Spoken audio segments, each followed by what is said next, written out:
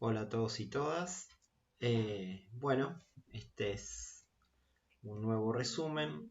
La idea es tomar algunos aspectos que hemos rescatado y que nos han parecido importantes del texto de Lidia Fernández, que es una psicoanalista argentina dedicada al área de grupos, de instituciones, muy fuertemente en el área de las instituciones educativas, y el artículo se llama Análisis institucional y práctica educativa. ¿Por qué nos interesa este artículo? En principio porque de alguna manera tiene o suma aquellos ingredientes o algunos ingredientes que hacen a la perspectiva psicosociológica. Hay uno muy importante que tiene que ver con la intervención. Es decir, nosotros en esta asignatura no vamos a proponernos intervenir en una institución o en un grupo. Lo que nos podemos proponer es quizás hacerlo hipotéticamente. Eso sí, como trabajo hipotético sí, pero no lo vamos a llevar adelante. Lo que a lo sumo podríamos hacer sería hacer una descripción si las condiciones de pandemia no fueran las que son y pudiésemos ir a las instituciones educativas. Pero me parece interesante la idea que transmite este texto de que el análisis institucional, el trabajo con grupos, no solo se propone desde el punto de vista psicosociológico describir una realidad, sino transformarla, es decir, buscar la manera de interactuar con los actores en una institución, en un grupo, y transformar algo de su modo de ser, de su práctica. Decíamos que lo instituyente tenía que ver con eso, es decir, con la transformación de un modo instituido de ser, de un modo de ser. Eso es lo instituyente, es decir, cuando hay un movimiento, una transformación, un resquebrajamiento, una innovación en el modo de ser. Uno puede decir en las conductas, en el modo de imaginar, en el modo de sentir, en lo que se desea, etc.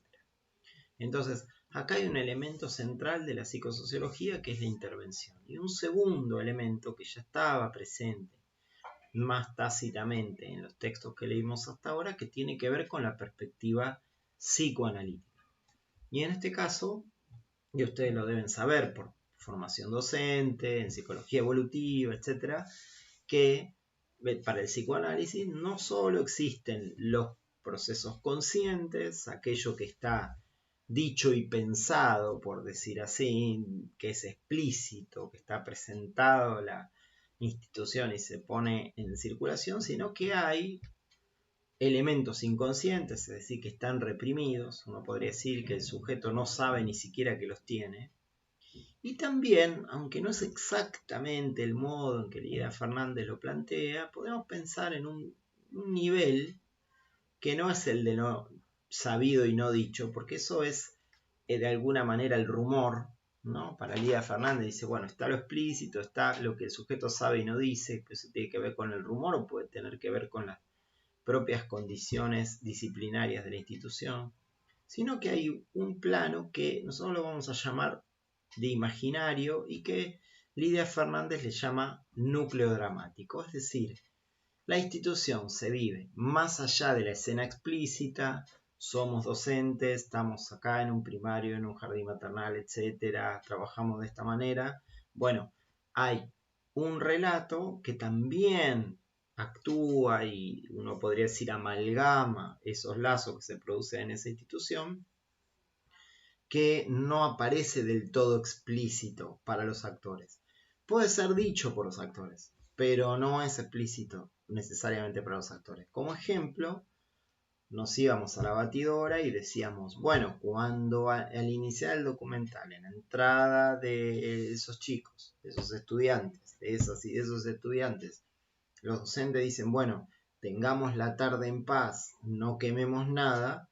Bueno, ahí estaría de alguna manera el plano imaginario. Es esa amenaza, esa tensión que esos docentes viven en relación a que lo único que se puede lograr con esos estudiantes y con esas estudiantes es que no hagan ningún desastre, digamos, que no produzcan ninguna catástrofe. Ese relato, estamos al borde de la catástrofe, lo único que podemos hacer es evitarla de alguna forma, Bueno, ese sería el vector imaginario en esa institución.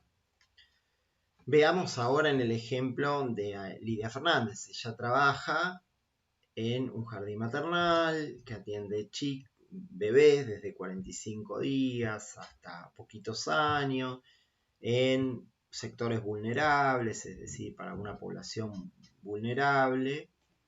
¿Y qué encuentra ella, digamos? Evidentemente, ¿por qué hay intervención ahí? Bueno, porque la institución demanda una intervención, es decir, alguien de la institución, un grupo en la institución, varios ejemplos se dieron en las clases. Demanda, pide ayuda, como haría un individuo si encuentra que no puede resolver algo, dice, che, mirá, tenemos un problema, no le encontramos la vuelta a la tarea, padecemos mucho, le perdimos el gusto, etc. Bien, ¿cuál sería entonces el tema? ¿Cuál sería el núcleo dramático para ir a la cosa, digamos, en el texto de Lidia Fernández? Y ella dice, bueno, lo que nosotros pudimos interpretar, porque siempre es una interpretación, que hay una serie de sentimientos, de sensaciones en este equipo docente que habla de que los chicos son abandonados en ese lugar, que los padres que son muy pequeños, que son vulnerables, que les pueden pasar cosas malas, que son muy chiquititos, que los padres tendrían que hacerse cargo de esos niños, que está mal que los padres los abandonen, la idea de abandono también como núcleo dramático, los abandonan en esa institución, que ellos se tienen que hacer cargo de alguna manera de esa situación de abandono y al mismo tiempo la exigencia de la tarea hace que ellos abandonen a su vez a sus propios hijos. Entonces, todo este conjunto de sentimientos, de ideas más o menos explícitas, más o menos implícitas, están atravesando el hacer en esa institución. ¿Y qué encuentra también Lidia Fernández? Eso es muy interesante. ¿Qué hay?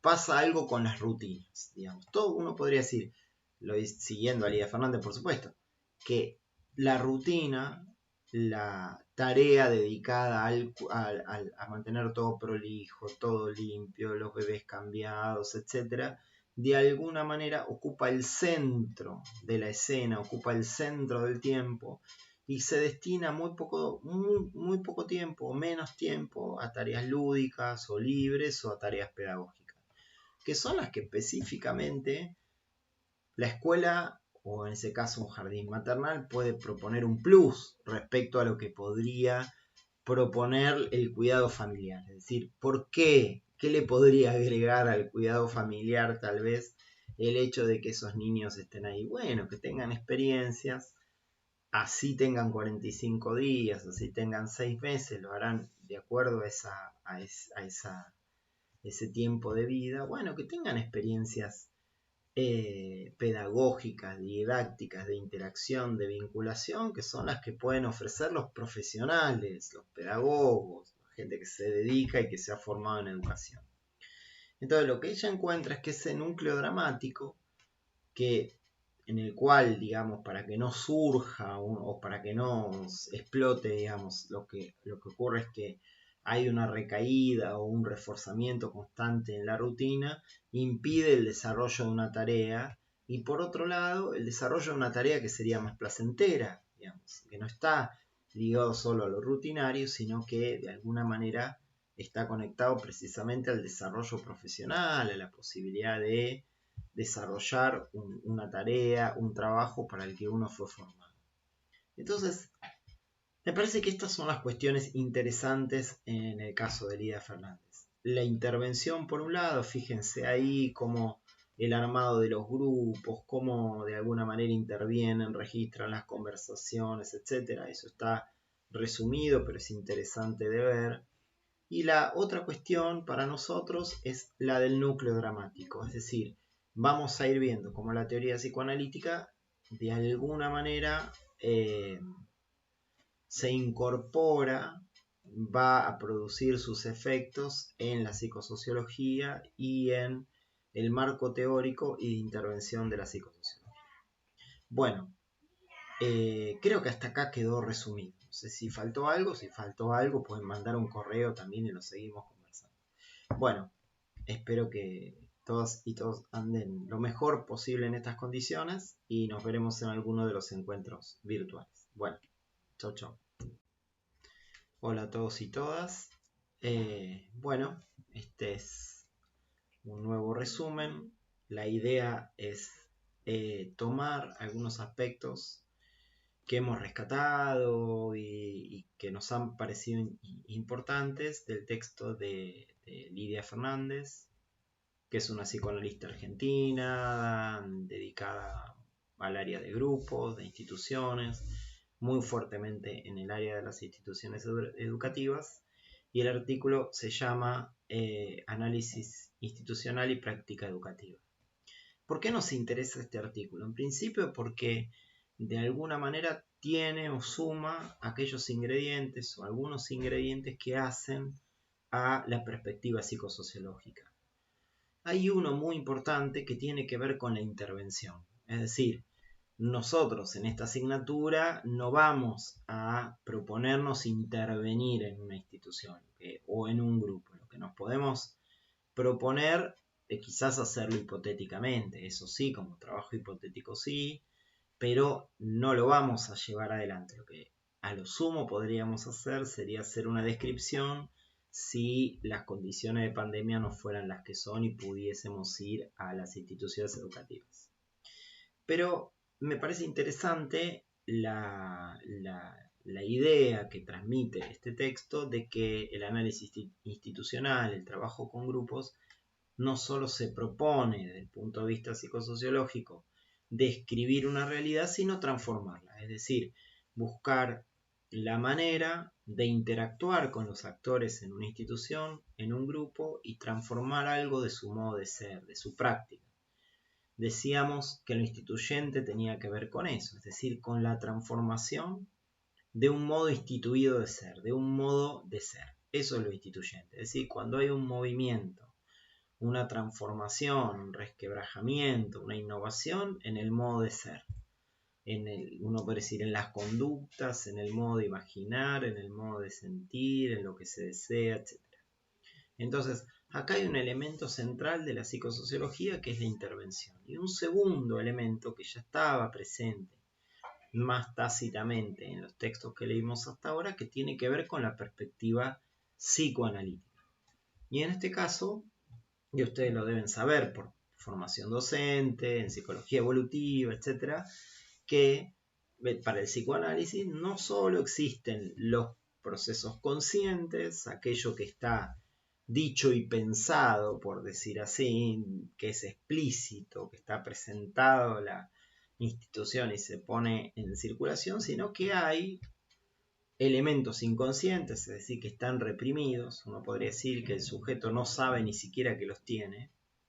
Y también, aunque no es exactamente el modo en que Lidia Fernández lo plantea, podemos pensar en un nivel que no es el de no sabido y no dicho, porque eso es de alguna manera el rumor, ¿no? Para Lidia Fernández dice, bueno, está lo explícito, está lo que el sujeto sabe y no dice, que eso tiene que ver con el rumor o puede tener que ver con las propias condiciones disciplinarias de la institución, sino que hay un plano que nosotros lo vamos a llamar de imaginario y que Lidia Fernández le llama núcleo dramático, es decir, la institución se vive más allá de la escena explícita, somos docentes, estamos acá en un primario, en un jardín maternal, etcétera, trabajamos de esta manera.